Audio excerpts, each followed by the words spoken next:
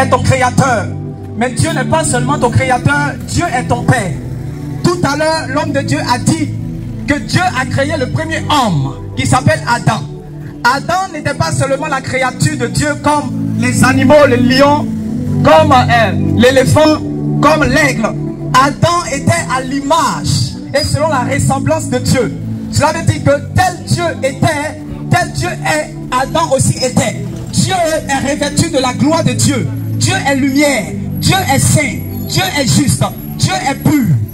La Bible dit qu'il n'y a point d'ombre de variation en lui. Il n'y a point de ténèbres en Dieu. Et c'est ainsi que Dieu avait créé sa créature qu'on appelle Adam. Et il a fait Adam fils de Dieu. Adam était revêtu de la gloire de Dieu. Adam était comme un roi sur la terre. Adam pouvait donner même des noms aux animaux. Adam pouvait dompter tout ce qui était sur la terre parce qu'il était revêtu de la gloire de Dieu. Mais Adam n'a pas voulu demeurer dans la volonté de Dieu. Et Adam a été déchu de la gloire de Dieu.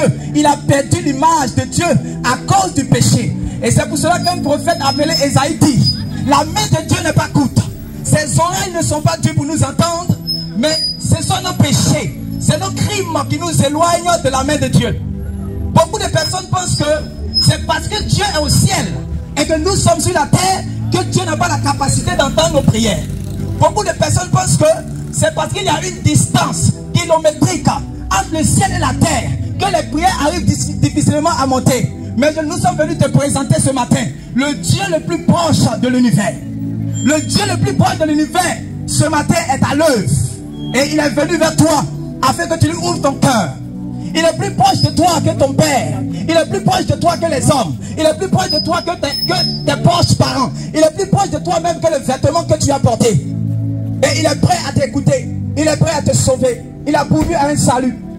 Beaucoup de personnes sur la terre ont un extrait de naissance. Et c'est normal, quand tu nais, on va aller réellement t'enregistrer à la mairie pour que tu sois reconnu comme un citoyen de la société. Mais nous sommes venus t'annoncer une bonne nouvelle. Il y a aussi un extrait d'acte de naissance que tu dois avoir dans le ciel. Si tu n'as pas été recensé, si tu n'as pas été inscrit parmi les vivants, sache qu'actuellement où tu m'écoutes, même si tu es bien parfumé, même si tu es bien vêtu, même si tu parles bien le français, même si tu es diplômé, tu es mort devant Dieu. Mais la bonne nouvelle, c'est que Dieu ne veut pas que tu puisses rester dans la mort. La Bible dit qu'un homme voulait suivre le Seigneur Jésus. Il a dit: Seigneur, attends que je puisse aller parler à mon Père et je vais revenir pour te suivre. Et le Seigneur va lui dire dans Luc chapitre 9, le verset 60: laisse les morts enterrer les morts et toi va annoncer la bonne nouvelle. Qu'est-ce que nous pouvons comprendre dans ce passage? Cela veut dire qu'il y a des morts qui ont la capacité d'enterrer d'autres morts.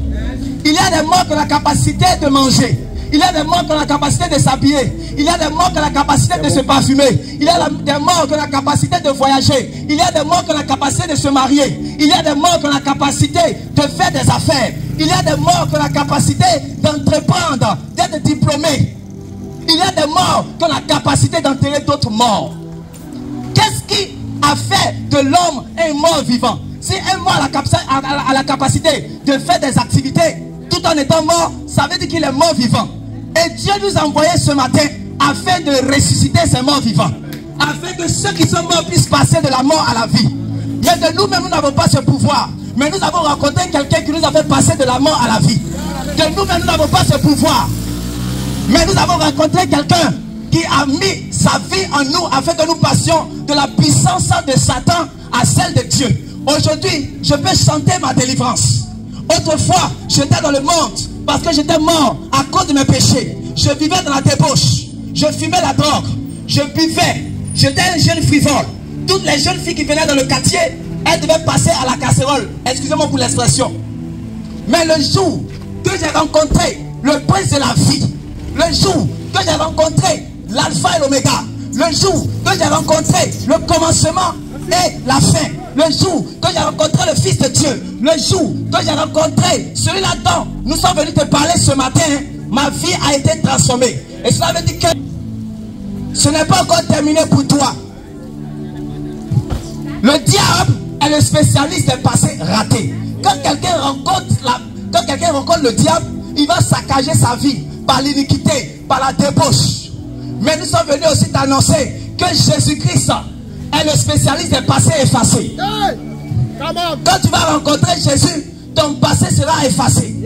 Il y a des prostituées qui ont rencontré Jésus. On les appelait celle-là. C'est une prostituée. Et puis on conjugue. On dit celle-là, c'est une prostituée. Tellement sa vie est sale. Tellement elle passe d'homme en homme. Tellement elle va gérer busy. Paris, Dubaï. Mais lorsque ces personnes ont rencontré Jésus, leurs vies ont été transformées. Jésus est capable de transformer la vie de la prostituée. Jésus est capable de transformer la vie du brigand. Même ceux-là qu'on appelle, je ne sais pas, les microbes. Des gens qui sont devenus marginalisés par leurs propres parents, qui sont rejetés par leur famille. Mais Jésus dit, viens à moi.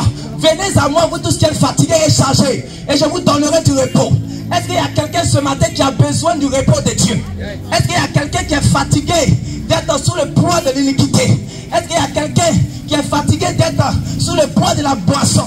Tu bois pour aller oublier tes problèmes. Mais dès que tu te réveilles, les problèmes sont encore là.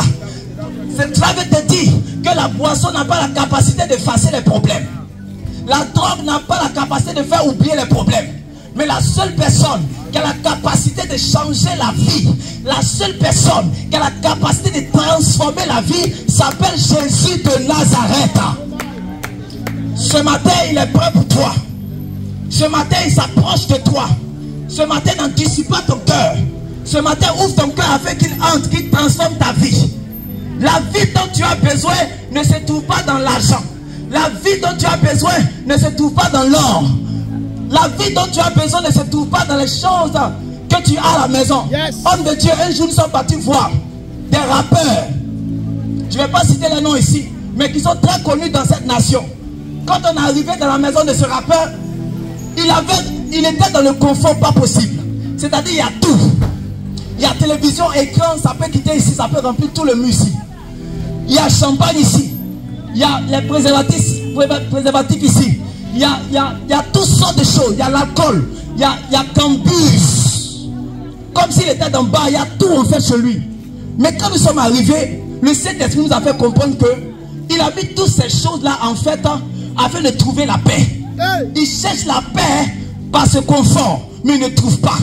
Il cherche réellement la paix par toutes ces choses, mais il ne trouve pas. C'est là que je me suis rappelé dans la Bible d'un homme qu'on appelait Salomon.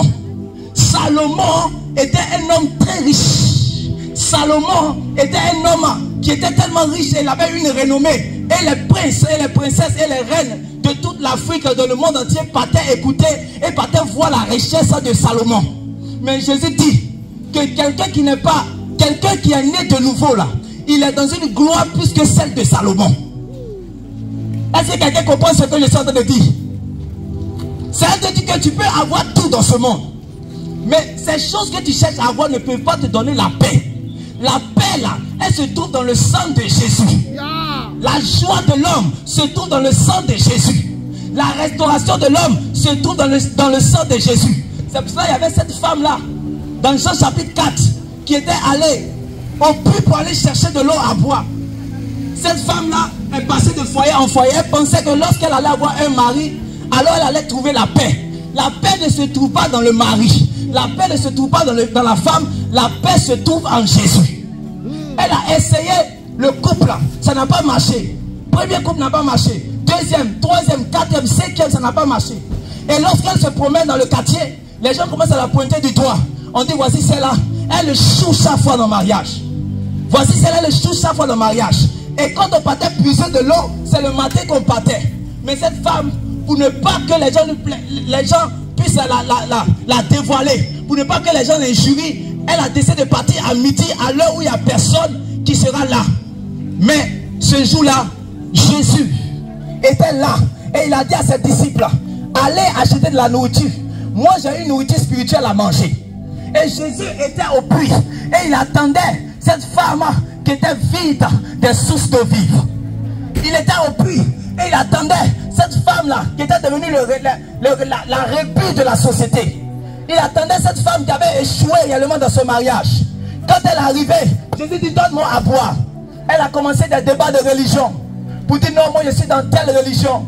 Je suis dans telle religion. Mais vous dites que c'est ici qu'il faut adorer. Je lui dis non. Je ne suis pas venu te parler de la religion. je suis venu te parler de l'homme que je suis. Car celui qui me rencontre va passer de la mort à la vie. Car celui qui me rencontre va passer des liens à la délivrance. Car celui qui me rencontre va passer de l'esclavage, de la servitude à la libération.